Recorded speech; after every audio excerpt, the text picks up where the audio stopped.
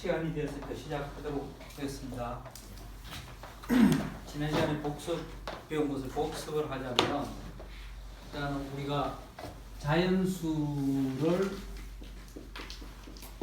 썼고요. 자연수에 대해서는 정의를 안 쓴다고 했습니다. 그냥 자연에서 존재하는 수 1, 2, 3 양의 크기를 이렇게 하나씩 큰 순서대로 나열을 하고, 이 수를 가지고 덧셈을 했죠.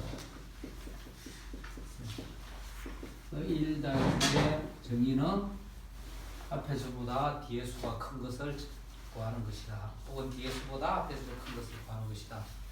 했고, 여기서는 교환 법칙이 성립한다.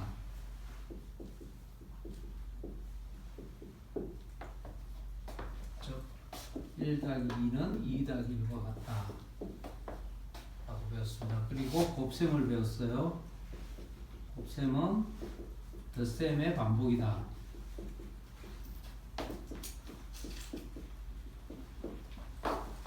그래서 덧셈도 여전히 교환 법칙이 성립한다. 라고 했습니다. 그리고 뺄셈을 배웠어요. 뺄셈. 덧셈하고 교환 법칙이 함께 있을 경우는 N은 배분 법칙이 성립한다. 라고 배웠어요. 그죠? 배분 법칙은 2 더하기 3 곱하기 4는 2 곱하기 4 더하기 3 곱하기 4.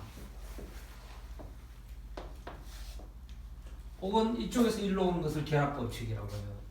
통상 그냥 배분법칙 하나로 이야기를 합니다. 그리고 아주 중요한 것이 있었는데 뺄셈이 있었어요. 뺄셈.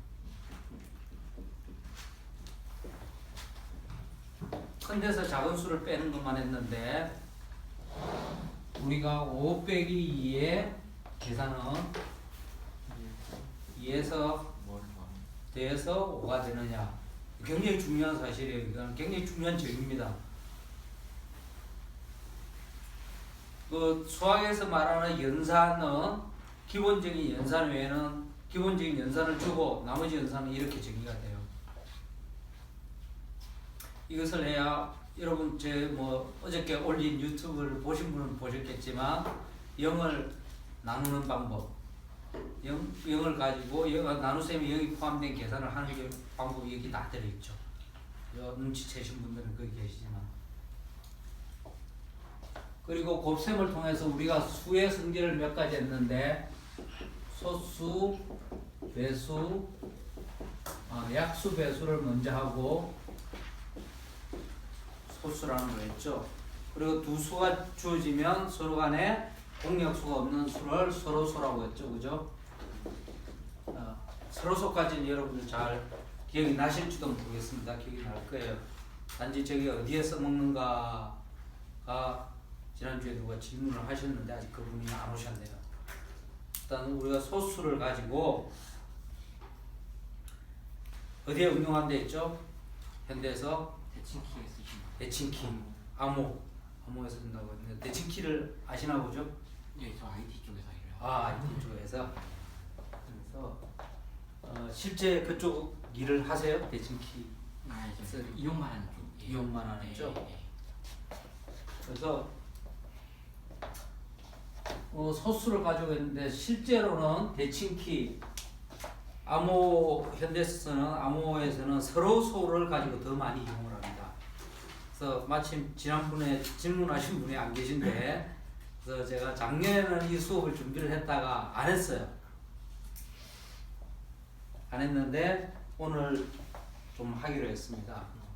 일반적인 증명은 제가 나중에 책을 내면 부러우라 하든지 아니면 다음 시간에 시간을 내서 증명하는 방법을 가르쳐 드리기로 하고요. 대칭키가 무엇인지, 공개키 암호가 뭔지, 그에 대해서 설명을 드려보려고 합니다. 서로소를 이용해서, 물론 막 이렇게 증명을 안 하셔도 되는데, 그냥 현대에서 기술자들이 그 IT 쪽에서 저게 어떻게 응용이 되는가를 말씀드릴 거예요. 우리 일상생활에 굉장히 다 들어와 있는 거거든요. 여러분들 금융거래에서는 당연히 암호를 써야 될 거고, 메일 시스템에서도 구글에는 항상 구글 메일에는 그렇게 써져 있죠. 여기 쓰는 메일은 암호화되어 있어 안전하다. 근데 다른 포털에서 쓰는 메일 시스템에는 그런 이야기가 없어요. 실제 암호화되어 있지 않아요. 그래서 누가 여러분들의 메일 시스템에 사용하는 메일들의 전문을 낚아채서 읽을 수 있습니다.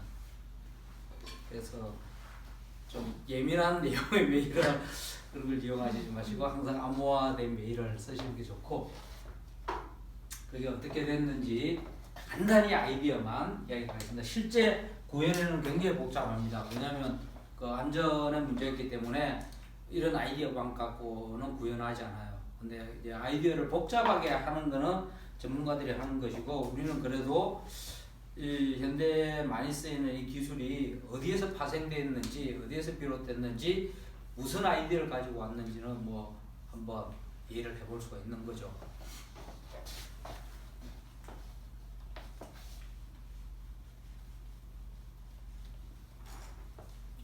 그래서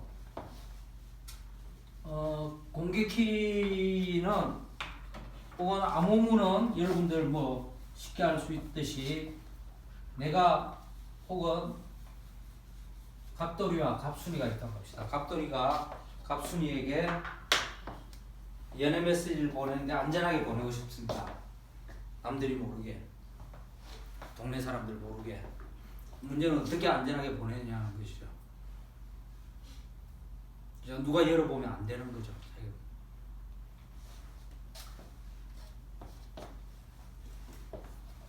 그래서 이런 상자를 만드는데 여기 열쇠 구멍이 있어요. 여기도 열쇠 구멍이 있어요.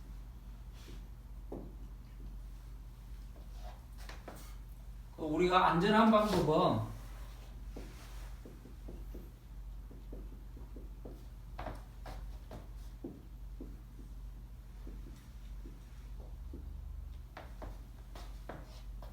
갑돌이가 암호를 보낼 때,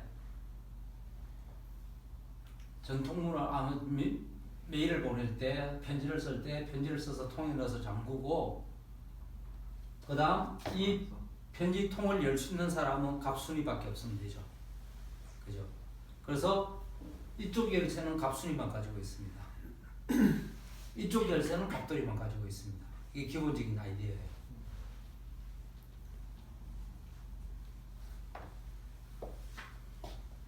그럼 공개키 암호는 무엇이냐, 혹은 공개키 시스템은 무엇이냐? 여기에 있는 이것을 잠글 수 있는 열쇠는 여기 아무나 공개된 곳에 있습니다. 열 수 있는 열쇠는 갑순이밖에 없어요. 그러면 갑순이에게 보내는 메일은 누구나 이 열쇠를 가지고 잠궈서 보낼 수 있습니다. 그죠? 그게 공개 키 암호예요. 키를 어디 공개적인 장소에 넣고 특정인에게 메일을 보내려면 그 특정인이 올려놓은, 얘가 이 메일 올려놔야겠죠. 올려놓은 키를 가지고 암호문을 만들어서 보내는 겁니다. 그리고 열기는 이쪽만 열 수 있어요. 얘는 열 때 사용하지는 못해요. 그 사실은 자물쇠인 거죠. 이쪽은 열쇠고.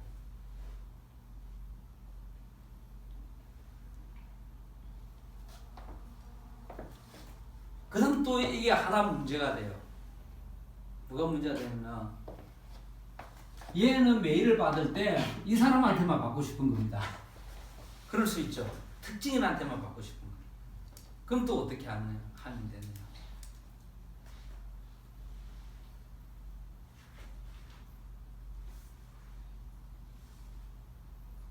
어떻게 하면 되겠죠?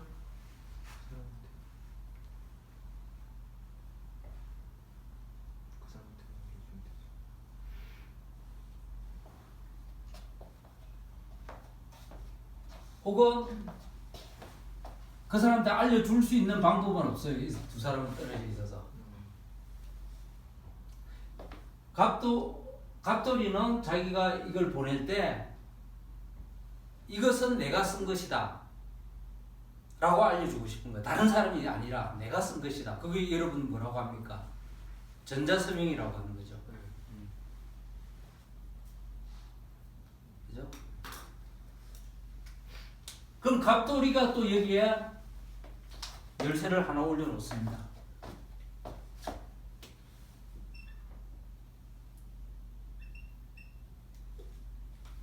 갑돌이 열쇠입니다. 전자서명 열쇠예요. 그러면 여기 다시 열쇠 구멍이 있는데 이거 잠그는 거는 얘밖에 못해요. 여는 거는 아무나 열 수 있습니다. 아무나 여는데 이 열쇠만 열 수 있는 거죠. 저 열쇠는 표시가 돼 있어요. 갑돌이가 올려놓은 열쇠다.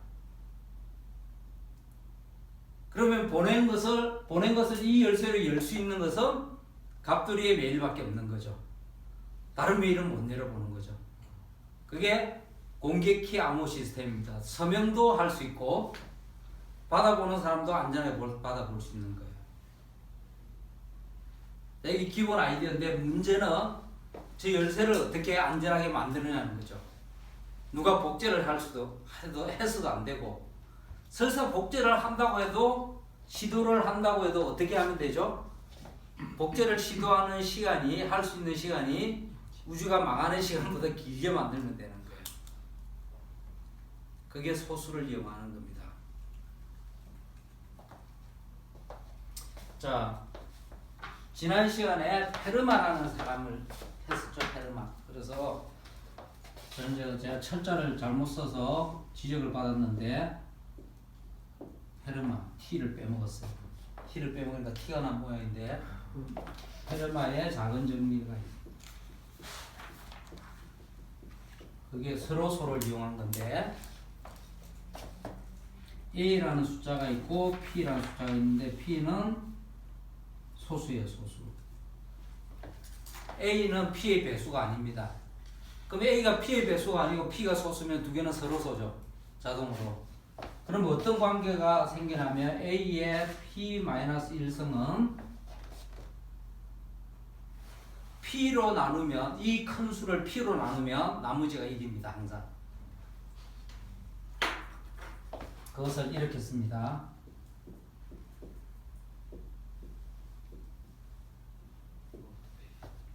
P로 나눴을 때 나머지가 항상 1이라는 거예요. 자, 여러분 이게 어려우면 십진수를 생각을 하면 됩니다. 우리가 쓰는 십진수는 맨 끝자리는 항상 10으로 나누어서 나머지죠. 그죠? 그게 십진수의 나머지를 보는 법인데 얘는 P로 나누어서 나머지가 이런 거예요. 그래서 가령 예를 들면 왜 이게 중요하냐? 사실은 세상 모든 것에서 나머지가 중요합니다. 배분을 할 때도 딱 떨어지면 문제가 안 돼요. 항상 나머지가 남아서 문제예요. 그죠? 그리고 우리 일상생활에서도 제일 많이 쓰는 경우에 나머지가 있습니다. 요일입니다. 요일. 그죠? 일월, 화수, 목, 금, 토는 날짜를 7로 나누어서 나머지에 따라서 결정이 되는 거예요. 그죠? 그래서 이걸 그대로 응용을 하면 P가 7일 때를 생각해 보세요. 7일 때. 365에 P-1승은 6이죠? 6승은 7로 나누면 항상 나머지가 1입니다. 계산할 필요도 없이. 근데 이거는 초등학생들한테 알려주면 당연하네 이런 애들이 빨리 나옵니다. 왜냐? 365를 7로 나누면 나머지가 얼마죠? 1이죠. 그것을 6승을 하든 7승을 하든 8승을 하든 항상 나머지 1이죠. 그죠? 그거는 쉽게 됩니다. 그래서 뭐 어떻게 응용을 하는 문제는 다른 문제가 있는데 이런 셈을 하자면 9의 6승도 얘가 7 빼기 1이니까 나머지가 1입니다. 7로 나눴을 때.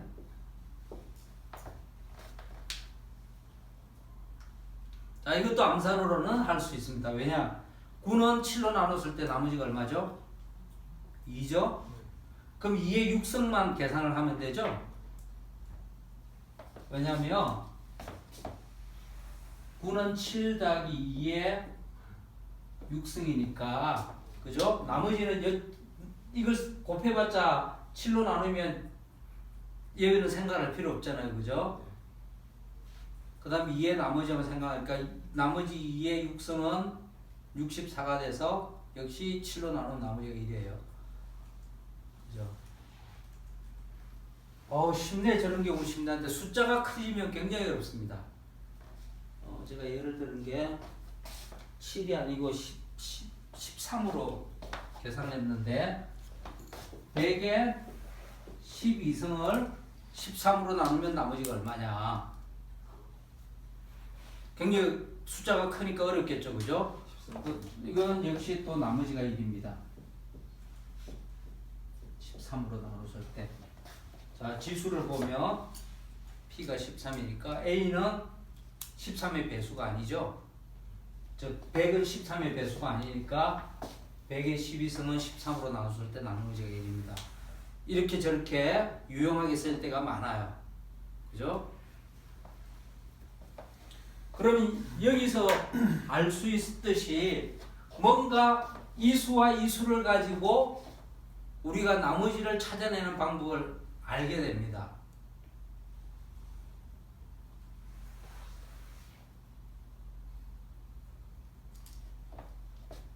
그게 뭐냐?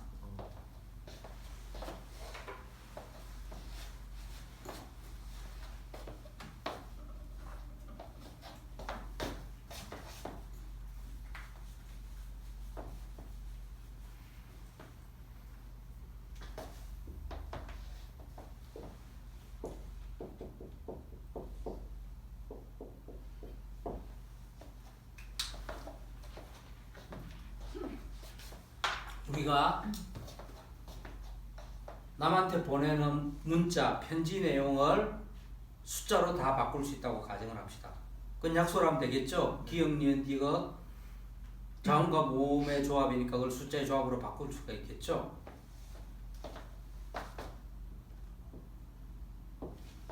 그 다음 이 문자, 숫자를 어떻게 암호화하는가가 문제입니다. 그럼 암호화해서 한쪽에 안전하게 받아야 되는 거죠. 그럼 이런 나머지를 씁니다. 뭘 쓰느냐? 어떤 큰 수 두 개를 이용해서 큰 수 두 개 2를 이용해서 여기 있는 문자열을 m이라고 합시다. 수. 편지의 내용을 큰 수 m으로 바꿨어요. 이 지수를 2라고 다시 큰 수로 만듭니다. 2라는 지수성을 해서 그것을 n으로 나눈 나머지만을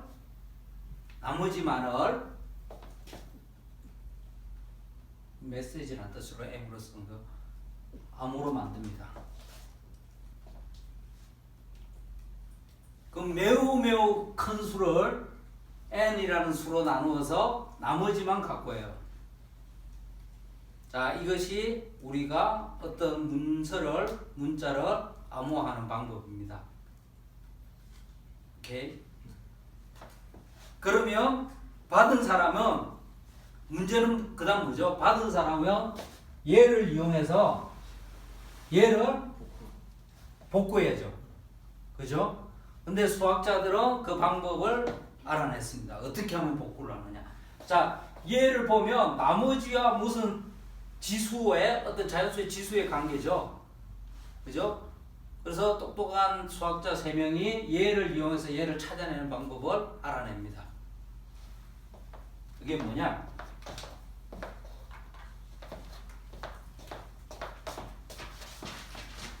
이 C를 어떤 수로 D 승수를 해서 모두 n으로 하면 m이 나옵니다.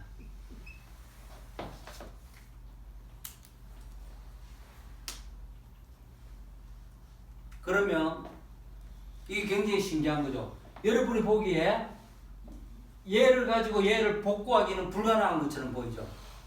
왜냐? 얘는 굉장히 큰 수고 뭐 큰 수로 나누었다 해도 원래 이 숫자보다는 굉장히 작은 수잖아요. 네. 나머지니까. 나머지를 가지고 원래 큰 수를 복구하기는 굉장히 힘들어 보이잖아요. 근데 그것을 복구하는 방법을 만들어낸 거예요. 자, 그러면 이 사람이 암호화하는 방법은 뭐가 필요한 거죠? 메시지를 가지고 두 개가 필요해요. 얘하고 얘가 필요하죠. 그죠? 받는 사람은 얘만 가지고 있으면 되죠. 그죠? 받는 사람은 얘만 가지고 있으면 되죠. 그래서 E하고 N이 공개키가 됩니다. 그래서 자기가 가진 메시지를 항상 암호화할 수 있어요. 받은 사람은 얘를 가지고 복구를 하는데 얘는 아무도 몰라요. 아무도 모르게 할 수 있습니다. 왜냐? D수가 굉장히 크면 이걸 임의 숫자로 시도를 해서 얘를 만들 수가 찾아낼 수가 없죠. D를 크게 하면. 어느 정도 크게 하면 된다? 우주가 멸망할 때까지. 그죠? 이렇게 굉장히 크게 하면 되는 거예요. 그래서 이렇게 만든 시스템을 RSA 암호 시스템이라고 합니다.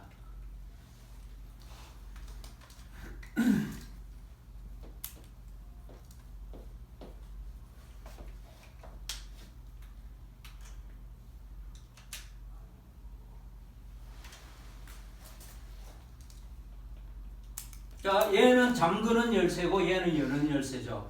그 잠그고 여는 열쇠를 가지고 두 가지 방향으로 할 수 있겠습니다. 첫째, 암호를 만드는 데 쓸 수가 있고 전자 서명을 하는데 다시 쓸 수가 있습니다. 그래서 컴퓨터 초기에는 이 숫자들이 작았는데 지금은 숫자들이 굉장히 커지고 있습니다. 왜냐? 컴퓨터가 빨리 발전하기 때문에.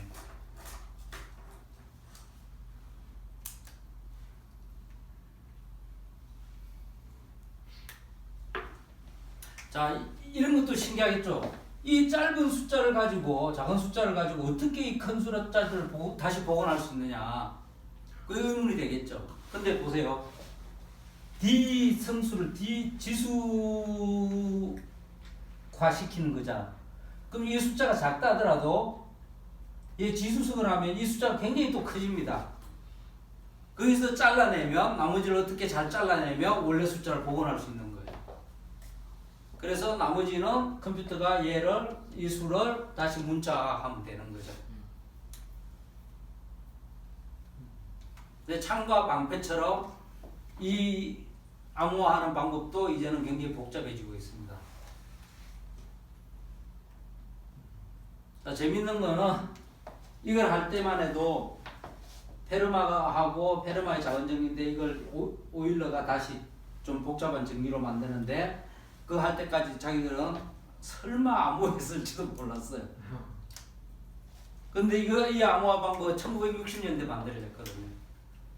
지금보다 한 두세 대 전이죠. 몇백 년 동안 뭐 했을지는 몰랐는데 이 기술도 굉장한 거죠, 사실은. 저기서 이것을 우리가 암호화 쓰고 다시 복호화 하는 데 쓸 수 있다.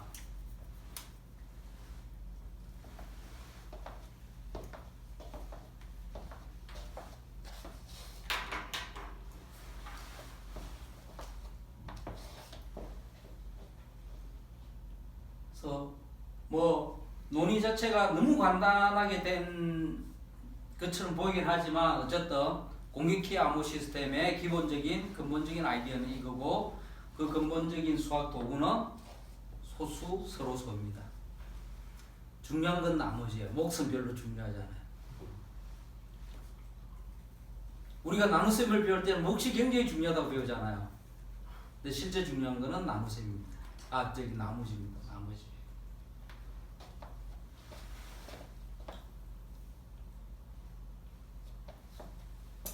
그러니까 나눗셈을 이제 구체적으로 해보죠.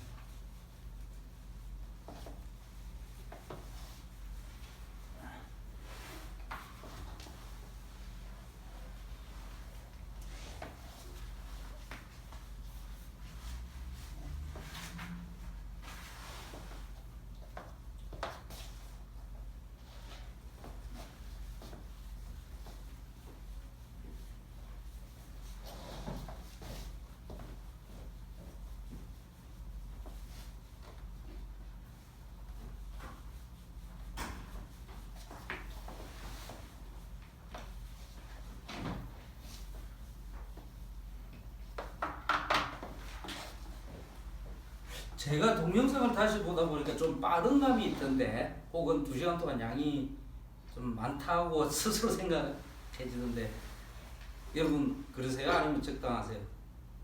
아니면 느리다고 생각하세요?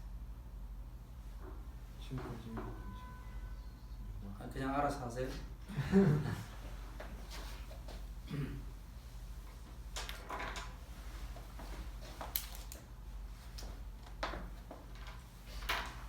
나눗셈. 나눗셈은 우리가 덧셈을 가지고 뺄셈을 정의했듯이 나눗셈도 곱셈을 가지고 정의를 합니다. 우리가 항상 아는 걸 가지고 얘기를 합니다. 그럼 4 나누기 2는 2에 무슨 수를 곱해서 2가 되느냐. 그죠? 그러면 우리가 곱셈을 많이 했으니까 이건 2가 됨을 알 수 있습니다. 그래서 다른 수들도 마찬가지예요. 42 나누기 7은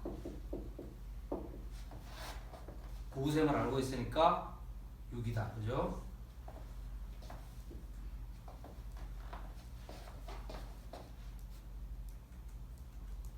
그러니까 뺄셈과 나눗셈은 다 공통적으로 덧셈에서 오고 곱셈에서 오는 거죠.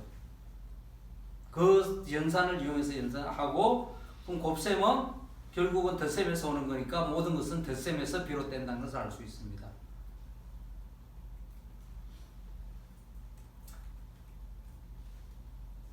이미 그 유튜브 강의를 보신 분들은 아시겠지만 저걸 이용해서 우리가 0이 들어간 나눗셈을 할 수 있습니다. 그죠? 0 나누기 1은 무엇인가? 1에 어떤 수를 곱해서 0이 되는가를 찾는 거죠. 그럼 1에 무슨 수를 곱하면 0이 되죠? 0. 그 다음 1 나누기 0은 무엇인가? 0에 무슨 수를 곱하면 1이 돼요? 없죠? 그런 수는. 0에 0 나누기 0은 0에 무슨 수를 곱하면 0이 되는가? 모든 수. 아무 수나 다 되는 거죠. 그래서 이 모든 수가 돼요.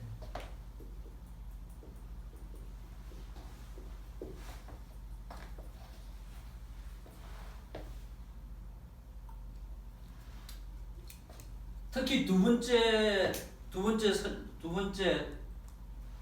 설명 중에 논리적으로 엉터리들이 많은데, 0개를 나누어주면 뭐 무한대다 뭐 이러고 하는데 사실 그건 아니에요. 무한대는 수가 아니니까. 그죠? 우리가 수라는 거는 딱 유한한 값이에요. 유한한 값. 전 답이 없을 뿐이에요.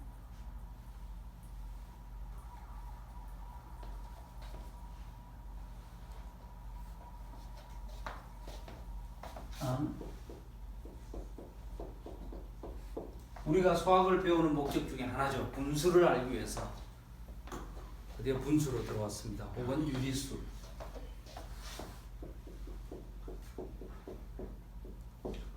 자, 이건 서양에서도 다 같은 뜻으로 썼어요. fractional number. 뭔가 분질러서 만든 수라는 거고, 유리수는 rational number라는 건데, 이는 이성적인 수라는 뜻이에요. 이성적인 수. 우리가 이성적으로 머리로 생각할 수 있는 수. 그래서 유리수라고 했습니다. 번역은. 이성이 있는 수. 그래서 우리가 B라는 걸 ratio라고 하잖아요. B도 rational number에서 온 거예요. ratio는 이성이라는 뜻입니다. 사람들이 다 일상생활에서 완전히 해볼 수 있는 수라는 거죠. 그래서 처음에 그 분수의 개념은 관계였어, 관계. 수라는 개념을 획득하기 전까지는 관계였습니다. 1대2라는 거죠. 하나에 대해서 둘의 관계는 어떤 양이냐. 자, 1대2는 1의 4하고 같다. 여러분들 많이 알죠? 그죠? 왜 1대하고 1대2는 2대4고 같죠?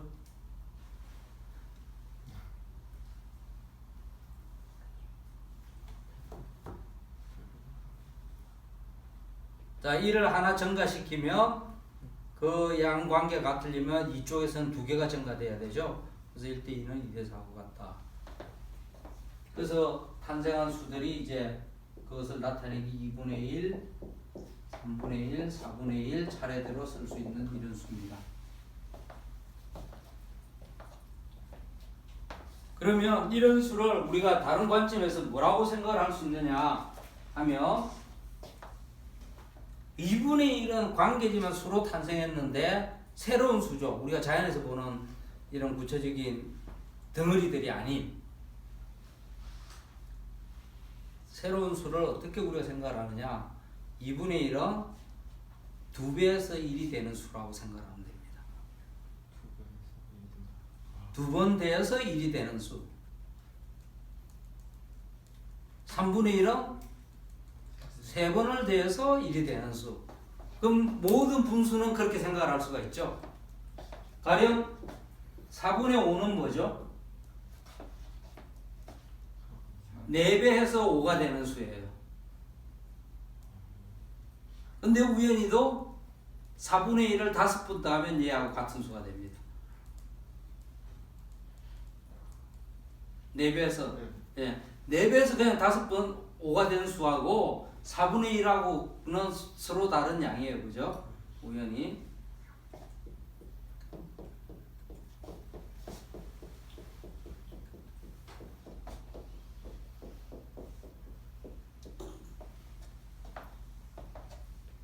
분수, 유리수를 이렇게 이해하시면 분수의 계산을 여러분들이 굉장히 쉽게 할 수 있습니다.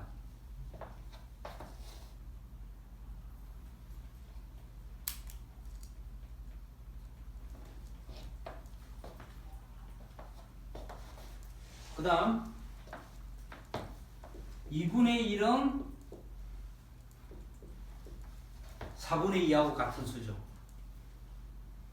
비로소도 했고 얘를 2배 하거나 얘를 2배 하면 둘 다 1이 됩니다. 둘 다 2배에서 1이 되니까 같은 수입니다. 그죠? 6분의 3도 그렇고 8분의 4도 그렇고. 그래서 분수나 유리수는 굉장히 특이해요. 우리가 자연수에서는 어떤 양을 나타내는데 표기법이 한 가지였잖아요. 그죠? 유리수는 표기법이 여러 가지입니다. 굉장히 많아요. 외피는 다르지만 사실은 같은 양을 표현하는 수라는 겁니다.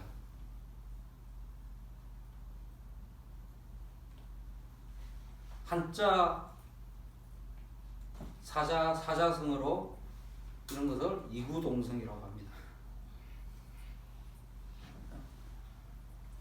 다른 모양이지만 같은 그게 유리수를 이해하는 굉장히 좋은 방법입니다. 그리고 그런 유리수 중에서 가장 간단하게 표현된 이런 분수를 기하분수라고 합니다. 기하분수. 즉 분모와 분자가 서로 소인관계죠. 더 이상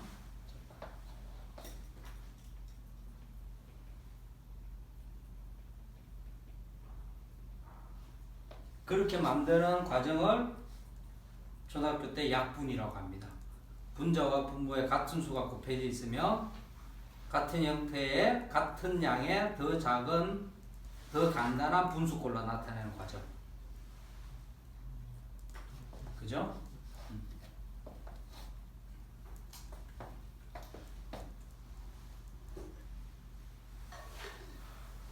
벌써 서로소, 공약수 이런 것들이 응용돼서 나오죠. 유리수에, 분수에. 여러분들은 어른이니까 제가 연습을 안 시키는데 아이들한테 혹시 가르치다면 한 100개쯤 연습을 시키면 됩니다. 그러니까 같은 양을 나타낸 수인데 다른 표현들을 한 100개 써봐라.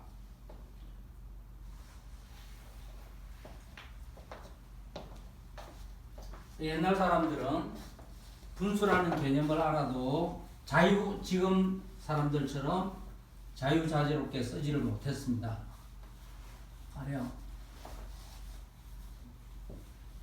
그리스 사람들은 이집트 사람들한테 수학을 배우고 왔는데 이집트 사람들은 분수를 쓸 때 분자가 1인 분수만 썼어요. 그래서 그걸 이집트 분수라고 합니다.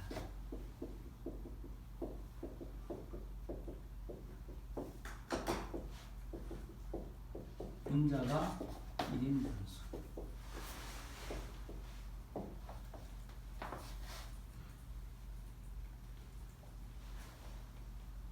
그러니까 이 사람들은 어떤 양을 표현할 때 n 등분해서 n분의 1씩만을 따져간 거죠. 가령 여러분들 지금 뭐 제가 일부러 계산을 안 하겠지만 이 합은 얼마죠? 6분의 5죠. 그죠? 여러분들 뭐 여기까지는 잘 아시겠지만 계산은 따로 하겠습니다만 6분의 5인데 이집트 사람들은 6분의 5라는 셈은 없었습니다. 6분의 5라는 표현도 없었어요. 2분의 1과 3분의 1이라는 표현을 썼어요.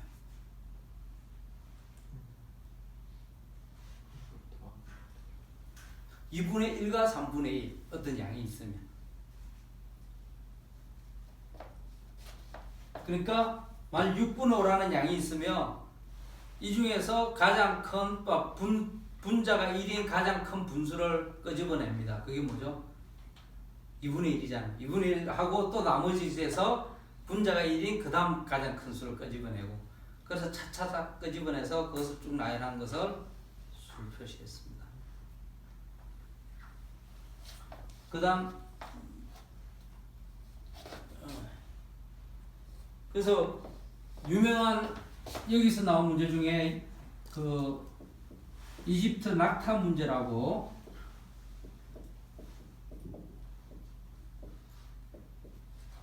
들어보신 분 있으세요? 어떤 부자가 죽어가는데 낙타가 17마리가 있었어요. 17마리. 근데 유언으로 남겼는데 장남에게는 저 낙타의 2분의 1을 주고 17마리를 가지고 장남에게는 2분의 1, 둘째에게는 3분의 1을 주고 셋째에게는 9분의 1을 줘라. 그 유언을 했는데 이 세 아들이 굉장히 고민을 하고 있었어요.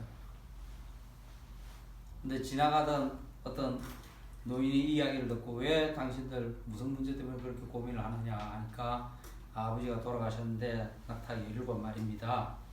그런데 이렇게 배분하라고 했는데 도저히 배분할 방법이 없습니다. 그래서 고민하고 있습니다. 배분이 안 되잖아요, 여러분들. 그죠? 근데 이 사람이 그 지나가던 노인네가 자기가 가지고 온 낙타를 한 마리 주면서 내가 이 한 마리 줄 테니까 이걸로 해결하시오. 그래서 한 마리를 주니까 18마리잖아요. 18마리에 2분의 1 하니까 얼마죠? 그 다음은 6마리, 그리고 9분의 1이니까 2마리, 그죠? 그러니까 얘들 합이 얼마죠? 17마리죠? 그렇게 해서 자식들한테 나눠주고 자기가 타고 온 낙타를 타고 유유히 사라졌다라는 이야기가 있습니다. 무탄 이야기가. 이집트 낙타 전설. 아, 그 이야기 아무도 못 들으셨어요? 아, 초등학교 때 제가 듣고 또 몇 날 며칠 고민하고 울지는 못하고 이집트에는 저런 현인이 있었구나. 왜 우리나라에 없었을까? 이런 고민했는데 이 이집트 낙타 문제입니다. 왜 이렇게 됐느냐? 이걸 푸는 데는 여기에 실말이겠습니다. 얘들을 다 더하면 18분의 17이 나와요. 그걸 가지고 만든 문제입니다.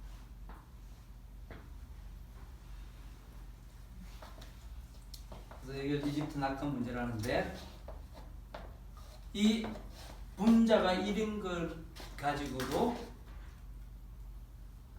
수학에서도 많은 문제가 있고, 제가 구체적으로 어떻게 쓰는지를 까먹었는데 저것도 암호 쪽에 사용된다고 합니다.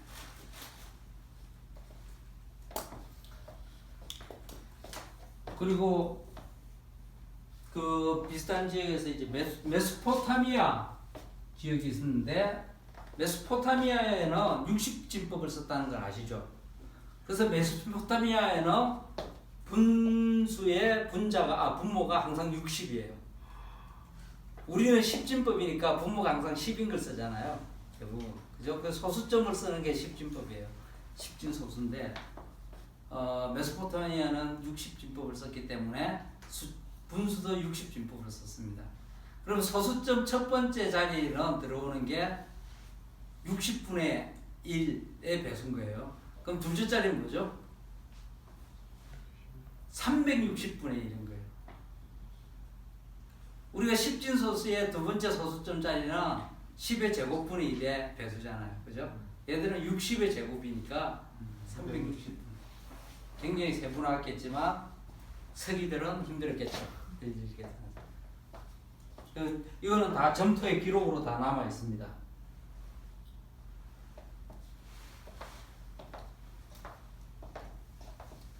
근데 고대 그리스 사람들은 굉장히 고민을 했어요. 이 수라는 것을 했는데 어떤 무엇을 발견했느냐?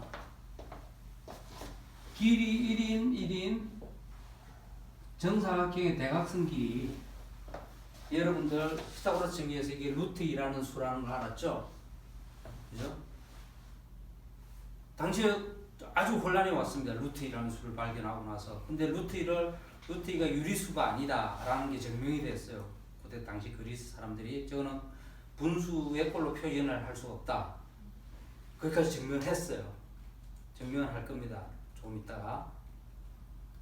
증명하는 문제는 여러분들한테도 굉장히 좋은 문제입니다. 근데 저걸 발견하고 나서 이제 고민에 빠진 거예요. 그럼 제 정체는 뭐냐? 그래서 결론을 내립니다. 길이는 수가 아니다. 길이는 수가 아니다. 저는 길이는 있지만 저건 수가 아니다. 라고 했어요. 그래서 양도 수가 아닌 거예요. 근데 지금 보세요. 여러분들 모든 길이 모든 양은 수잖아요. 현대인들은. 근데 고대 그리스 사람들은 아예 별개로 여겼어요. 수는 유리수까지 딱 수인 거예요.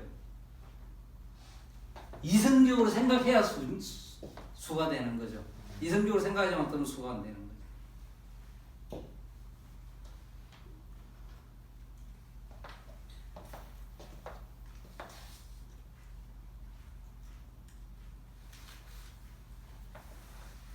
그 다음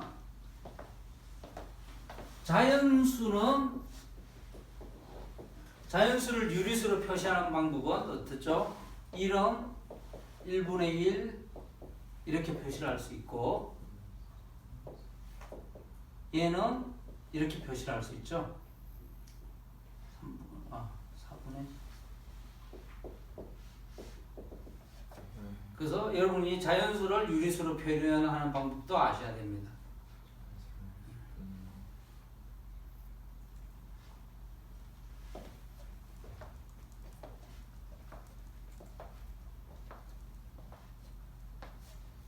저게 좀 이상하다고 생각하는 분도 계실 거예요. 왜 저 혼란하게 저럴까? 다 쓸모가 있으니까 알겠죠? 그죠? 여러분들 다 다르잖아요. 집에서는 이런 이름으로 불리고, 아빠나 엄마라 불리고, 학교는 누구 쌤이라고 불리고, 회사 가면 누구 과장으로 불리고, 다 다르잖아요. 롤게임 할 때는 치킨 마왕으로 불리고, 그거 다 똑같습니다. 같은 것인데